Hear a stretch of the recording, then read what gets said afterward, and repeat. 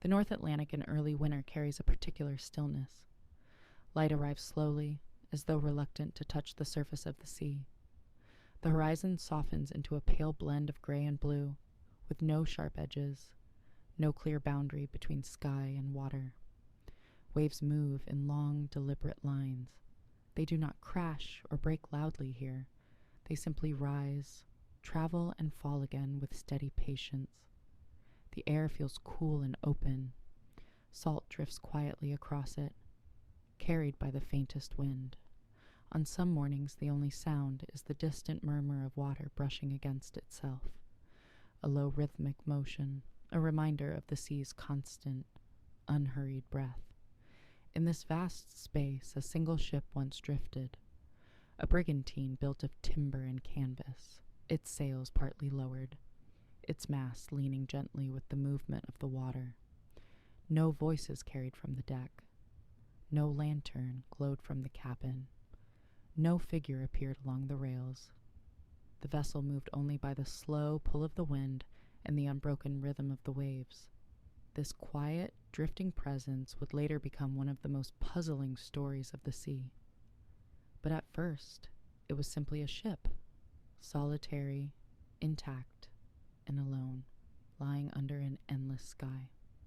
This is the story of the Mary Celeste, and in many ways it begins with silence. In early November of 1872, the Mary Celeste left New York Harbor. Its journey was intended to be a routine one, carrying a cargo of industrial alcohol to Genoa, Italy. On board were 10 people: the captain, Benjamin Briggs, his wife Sarah, their young daughter, and a crew of 7 men. By all accounts, the departure was calm. Supplies were loaded neatly, the cargo secured. The crew prepared the ship in the usual way, noted in the log as simple entries: dates, winds, directions. Letters written before the journey describe Captain Briggs as thoughtful and steady, his wife as gentle, the crew as experienced and reliable. There were no warnings recorded, no disagreements mentioned, no concerns written down. The ship moved slowly along the coast, then out into the open Atlantic. For a time it passed unseen, as most ships did, leaving only faint traces in its logbook and in the memory of those who watched it depart. Weeks later, another ship, the Dei Gratia, would travel a similar route.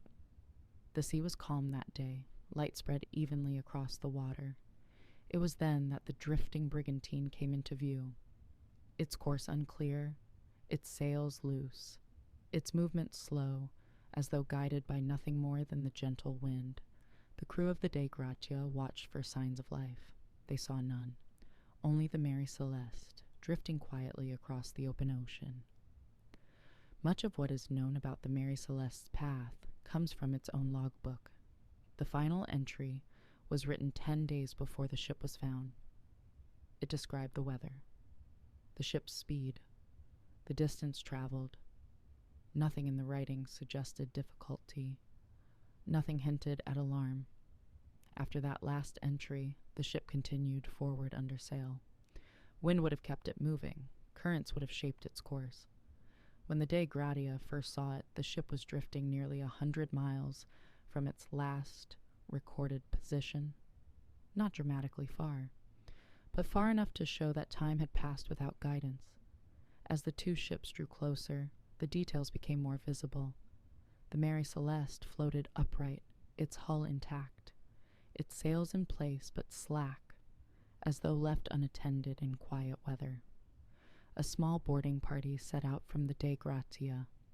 Their oars dipped gently into the water. Each stroke moved them closer to the silent vessel.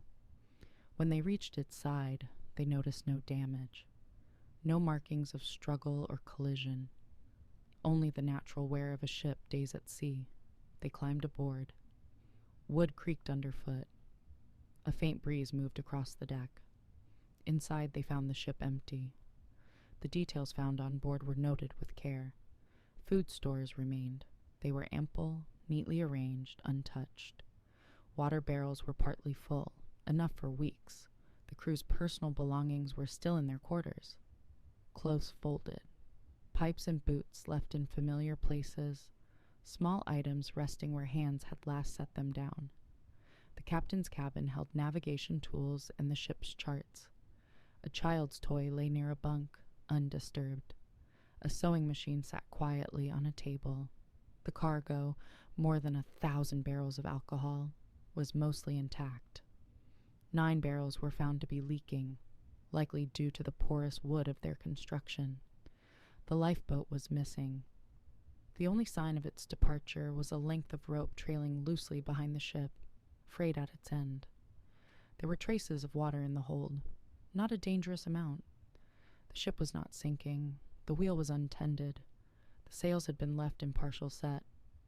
Everything suggested that the crew had left deliberately, but without urgency, and without returning.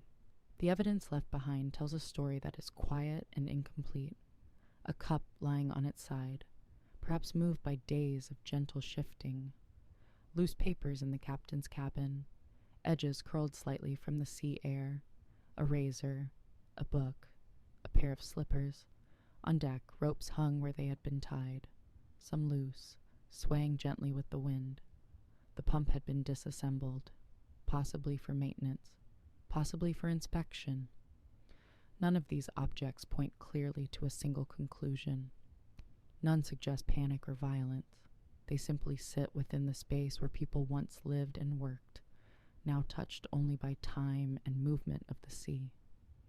Over the years, many ideas have been offered to explain the quiet abandonment of the Mary Celeste. None confirmed, all held gently as possibilities. Some believe the leaking alcohol created strong fumes. If so, the crew might have feared an explosion. They may have moved temporarily into the lifeboat, intending to return when safe. A sudden wind or shifting rope could have separated them from the ship. Others propose weather, a waterspout, a sudden wave, a momentary flooding that appeared worse than it was. There are theories of navigational confusion. The captain may have believed the ship was taking on dangerous water, even if the reality was less severe. Some suggest that the pumps, found disassembled, may have caused uncertainty about the ship's condition.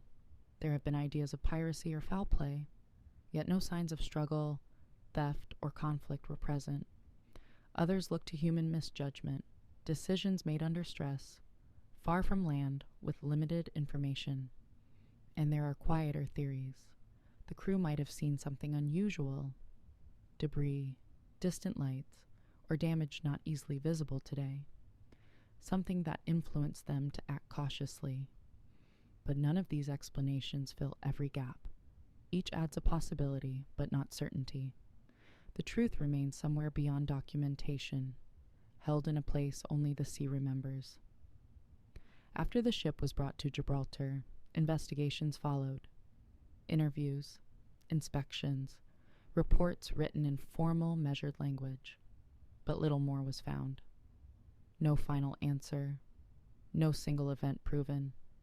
The Mary Celeste continued to sail for years afterward. Different captains, different routes.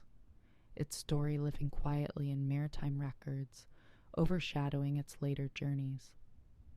Today the Atlantic looks much as it did then. Gray mornings, wide horizons, slow waves moving in patient rhythm. Ships still pass across it, leaving thin trails of foam that disappear quickly into the surrounding sea. Nothing in the water or air suggests a memory. The ocean does not reveal what occurred. It simply continues, unchanged, carrying the silence of countless stories within it. The mystery of the Mary Celeste remains not because of dramatic detail, but because of the absence of it. A seaworthy ship, a missing crew, a logbook ending in calm observation, a lifeboat gone, objects left as though life paused mid-movement. The story rests in gentle uncertainty, not in spectacle, not in fear, but in the quiet space between what is known and what is forever out of reach. Time moves onward, generations pass. The Atlantic breathes in long, steady cycles, and the Mary Celeste drifts through history much as it drifted through the water, quietly, steadily, without conclusion. Some mysteries invite answers, others simply remain. This is one that remains.